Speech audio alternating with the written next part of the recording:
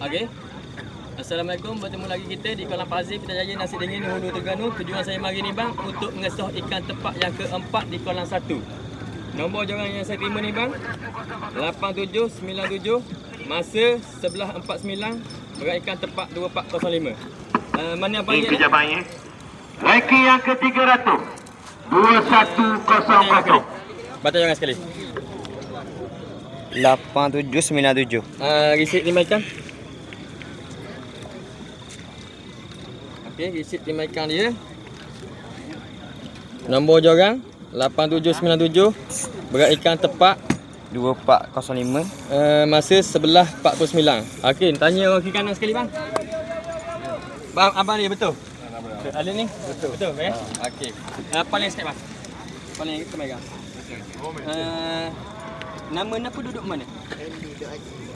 Fendi duduk Aceh. Awak ikan tepak yang keempat ni maknanya tak ada orang potong, awak juara lah. Okey? InsyaAllah.